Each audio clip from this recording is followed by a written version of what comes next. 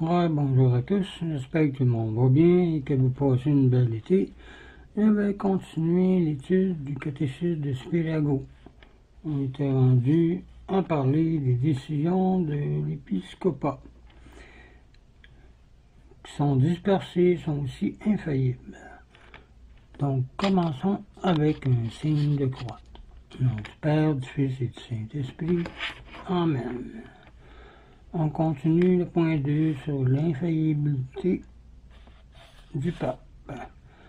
Les conciles de l'épiscopat dispersés sont aussi infaillibles. Ces décisions peuvent se produire quand le pape consulte les évêques sur un point de dogme ou de morale.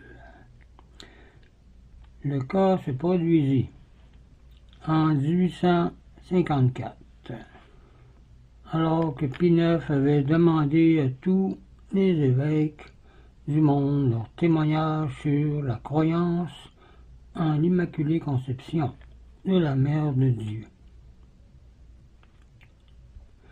Presque toutes les réponses furent affirmatives, et le 8 décembre 1854, Pie IX proclama solennellement le dogme pour toute la chrétienté de l'Immaculée Conception.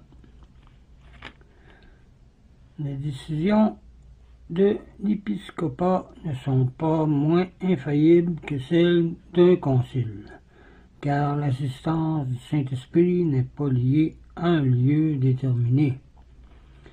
Une décision expresse de l'épiscopat dispersée n'est pas même nécessaire. Il suffit que sur un point, tous les évêques enseignent la même doctrine. Dans ce cas aussi, il est impossible que l'épiscopat se soit écarté de la vérité. Sinon, l'Église entière serait tombée dans l'erreur, ce qui est contraire à son indéfectibilité.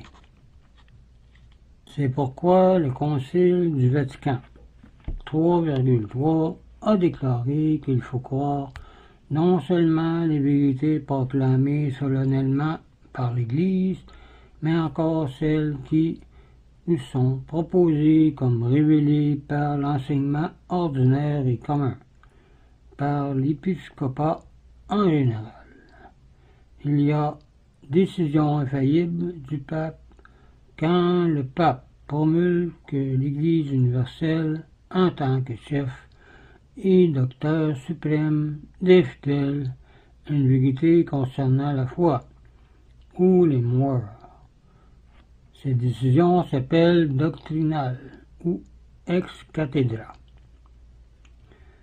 Le Concile du Vatican en 1870 a défini comme dogme l'infaillibilité des décisions doctrinales ex cathedra du pape.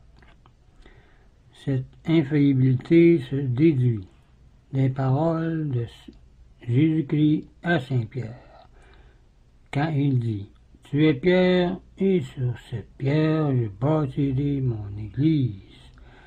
Voir Matthieu 16, verset 18, ou 16 à 20. Si celui qui est le fondement de l'Église pouvait l'entraîner dans l'erreur, il ne serait pas un roc, mais un banc de sable où s'enfoncerait l'édifice. Saint-Pierre est en outre constitué pasteur des apôtres par Jésus-Christ et des fidèles par ces paroles du Christ. Paix mes agneaux, paix mes brebis. Voir Jean 21, verset 15. Et le Christ lui a donné la force de confirmer ses frères dans la foi. Voir Luc 22, verset 32. Si le pape pouvait enseigner l'erreur, la parole du Christ serait vaine, ce qui est impossible. les décisions doctrinales du pape ont de tout temps joui d'une haute autorité. Quand le Saint-Siège eut condamné l'erreur des Phalégiens, saint Augustin s'écria: « Rome a parlé, la cause est finie. Les hérétiques, dit saint Cyprien, n'ont pas accès dans l'Église romaine. » Les conciles généraux eux-mêmes appellent le pontife romain le Père et le docteur de tous les chrétiens, voir Concile de Florence en 1439. Et l'Église romaine, la mère et la maîtresse de tous les fidèles, voir 4e Concile de Latran en 1215. Évidemment, le Concile attendait par là l'Église romaine, enseignante, car l'Église enseignée n'a jamais passé comme autorité doctrinale. L'infaillibilité revient du reste au pape par ce seul fait qu'il a la plénitude du pouvoir de régir toute l'Église. Concile de Florence. Car l'autorité doctrinale suprême fait nécessairement partie de cette plénitude du pouvoir gouvernemental. Or, l'autorité doctrinale suprême est protégée du droit divin par l'assistance suprême du Saint-Esprit, c'est-à-dire que l'autorité doctrinale suprême est infaillible, car c'est Dieu qui la dirige et la communique. C'est pourquoi les décisions ex cathedra du pape sont infaillibles par elles-mêmes, indépendamment de l'assentiment des évêques. Voir Concile Vatican 4,4. Sinon, le rocher, le successeur de Pierre, tirerait sa force de l'édifice qui repose sous lui, tandis que l'édifice tient sa solidité du roc sur lequel il repose, c'est-à-dire le Christ.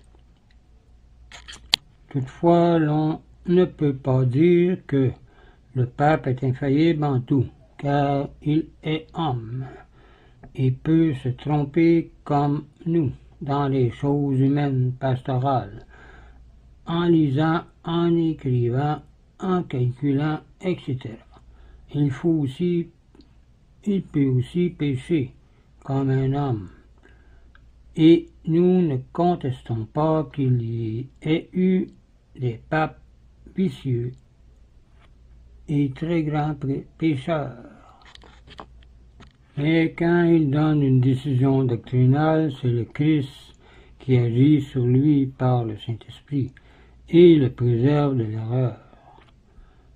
Du reste, le pape ne rend jamais un décret doctrinal sans avoir d'abord consulté l'épiscopat.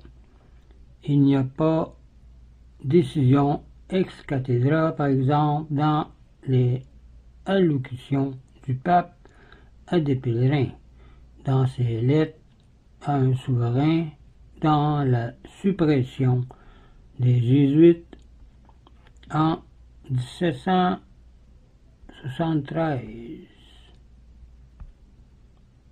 Les enseignements ex cathedra sont ordinairement sanctionnés par la menace de l'excommunication contre ceux qui refusent de les admettre. Ils sont donc obligatoires pour tous les catholiques chrétiens.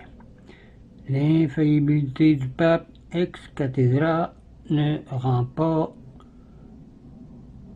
les conciles généraux superflus.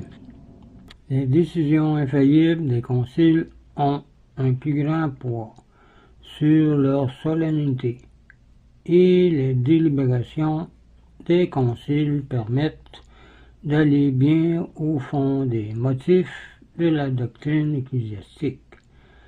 Ces assemblées, en certaines circonstances, sont donc très utiles, même nécessaires.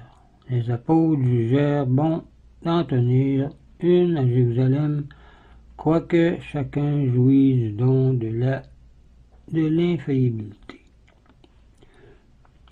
On va arrêter ici pour cette vidéo. La prochaine fois, on va continuer avec le point 3 et on va parler les matières où les décisions de l'Église sont infaillibles sont les articles de foi, les lois morales et leur sens, l'Écriture sainte, la tradition et leur interprétation.